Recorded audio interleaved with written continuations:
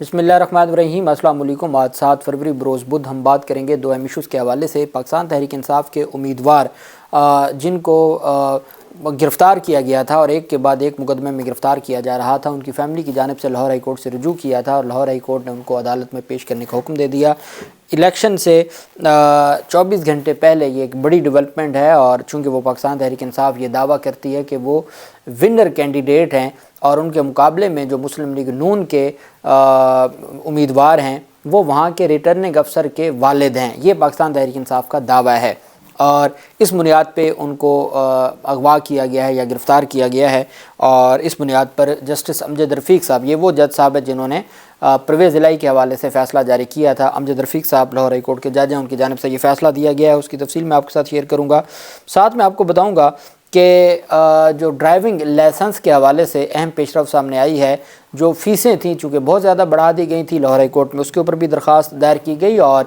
محسن نقوی نے جو صحافیوں کو نوازا تھا اور ان کو پلاٹ دینے کا حکم جاری کیا تھا، اس کو چیلنج کیا گیا لاہور ہائی کورٹ میں۔ اس پر جو فیصلہ سامنے آیا ہے جسٹس سلطان تنویر احمد صاحب کا، وہ بھی میں آپ کے ساتھ شیئر کروں گا۔ سب سے پہلے میں آپ کو بتاتا چلوں کہ جو اس وقت لاہور میں اور پنجاب میں پانی کا مسئلہ ہے، اور لاہور شہر میں اسپیشلی پانی کا جو مسئلہ ہے، لاہور ہائی کورٹ میں نگران پنجاب حکومت کی جانب سے یہ رپورٹ جمع کروائی گئی ہے کہ جیسے گیس کا میٹر ہوتا ہے یا بجلی کا میٹر ہوتا ہے، بالکل ایسے ہی اب پانی کا بھی میٹر ہر گھر کے باہر انسٹال ہوگا، اور جتنا پانی کنزیوم کیا جائے گا اتنا صارف کو اس کا بل ادا کرنا پڑے گا۔ یہ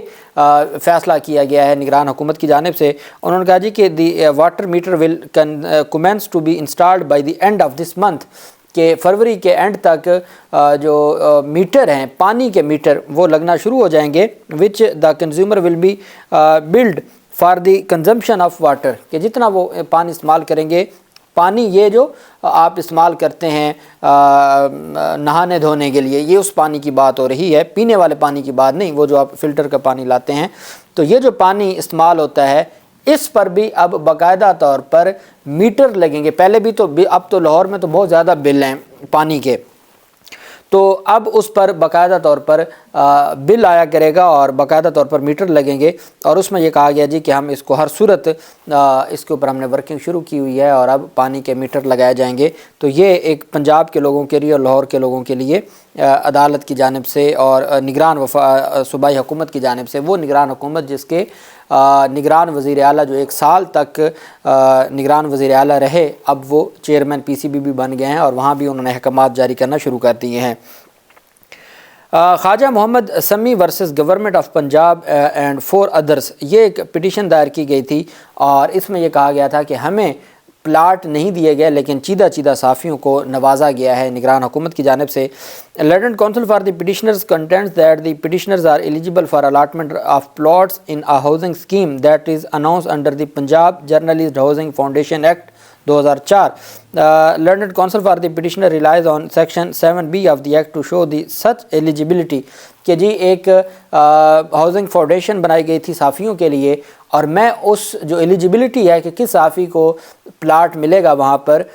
میں اس میں ایلیجیبل ہوں اور میرا یہ حق بنتا ہے اور میری قابلیت ایسی ہے کہ مجھے وہ پلاٹ دیا جائے، لیکن مجھے نہیں دیا گیا۔ Learned counsel for the petitioner further submits that advertisement in daily newspaper Dunia dated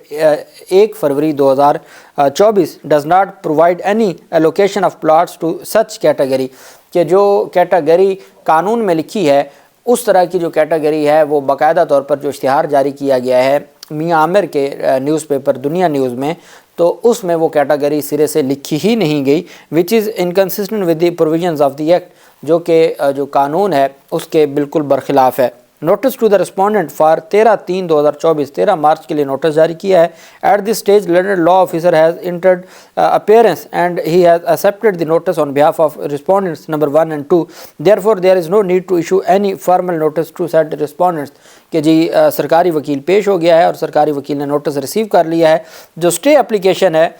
اس کے حوالے سے کہا ہے کہ notice for the above said date in the meanwhile any further steps towards the impugned advertisement shall be subject to the final outcome of this petition, کہ یہ جو اشتہار جاری کیا گیا اس کی بنیاد پر جن صحافیوں کو اگر پلاٹ دیے جاتے ہیں اور اس اشتہار کی بنیاد پر اگر نوازا جاتا ہے تو اس کا فیصلہ اس پٹیشن کے فیصلے کے ساتھ مشروط ہوگا۔ انہوں نے کارروائی نہیں روکی، اشتہار کو معطل نہیں کیا، لیکن انہوں نے یہ ضرور کہا ہے کہ جو بھی اس پٹیشن کا فائنل فیصلہ ہوگا اس سے مشروط کر دیا ہے اس پورے کے پورے پروسیس کو۔ اب آپ اندازہ لگائیں، پہلے تو ہم سنا کرتے تھے کہ صحافی پلاٹ لیتے ہیں یا صحافی اس طرح کی جو چیزیں ہیں وہ لیتے ہیں، اب باقاعدہ طور پر انہوں نے اس پر مطالبات کرنا بھی شروع کر دیے ہیں اور کہتے ہیں جی کہ ان کو دے دیا اور ہمیں نہیں دیا گیا اور ہمیں بھی پلاٹ الاٹ کیے جائیں۔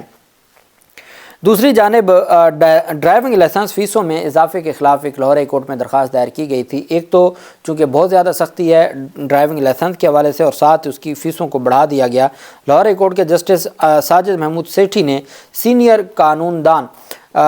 غلام عباس ہرل کی ڈرائیونگ لائسنس کی فیسوں پر اضافے کے خلاف درخواست پر سماعت کی۔ درخواست میں نگران پنجاب حکومت، آئی جی پنجاب سمیت دیگر کو فریق بنایا گیا۔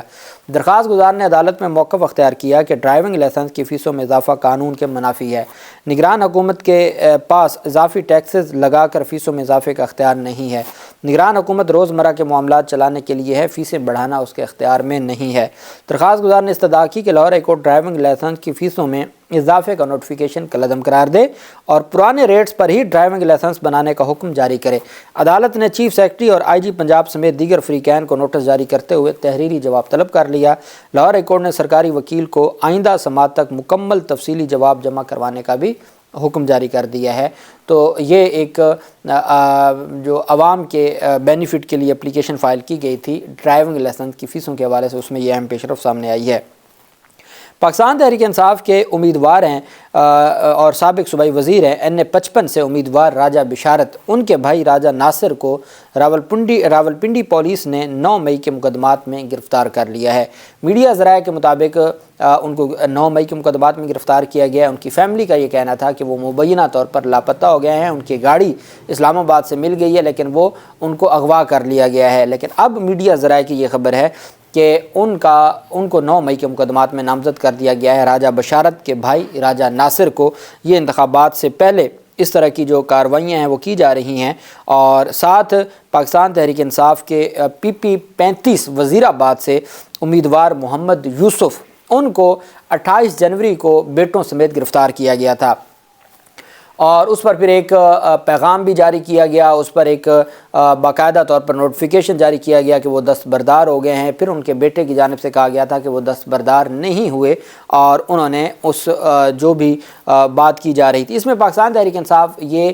دعویٰ کر رہی ہے کہ وزیر آباد میں جو وہاں کے AC تھے اور بعد میں پھر وہی ریٹرننگ افسر بن گئے، ان کے والد صاحب وہاں پر نون لیگ کے امیدوار ہیں اور اس وجہ سے پاکستان تحریک انصاف کے امیدواروں کے خلاف کارروائی کی جا رہی ہے۔ جیسے آپ نے دیکھا جو پاکستان تحریک انصاف نے نلکے کے امیدوار جو ہیں، نلکے کا انتخابی نشان جس امیدوار کے پاس ہے، اس کو لودھرا میں جہانگیر خان ترین کے مقابلے میں کل شام کو اتار دیا ہے، کیونکہ پہلے جو امیدواران تھے وہ دستبردار ہو گئے اور پاکستان تحریک انصاف اس کو اغوا برائے دستبرداری کا نام دے رہی ہے۔ بہرحال اب وزیر آباد سے بھی پاکستان تحریک انصاف یہ دعویٰ کرتی ہے اور لاہور ہائی کورٹ میں باقاعدہ طور پر سینئر ایڈوکیٹ اظہر صدیق ایڈوکیٹ کے ذریعے ان کی ریکوری کی پٹیشن فائل کی گئی کہ ان کو بار بار مقدمات میں گرفتار کیا جا رہا ہے۔ جسٹس امجد رفیق صاحب وہ جج صاحب ہیں جنہوں نے پرویز الہی کو رہا کرنے کا حکم جاری کیا تھا اور ان کے خلاف جو نیب کا ریمانڈ تھا اس کو کالعدم قرار دیا تھا اور پھر بار بار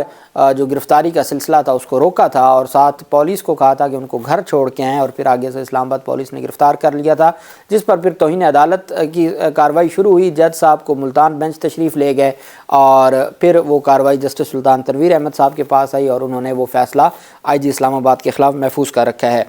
تو جسٹس امجد رفیق صاحب کی عدالت میں سماعت ہوئی اور محمد یوسف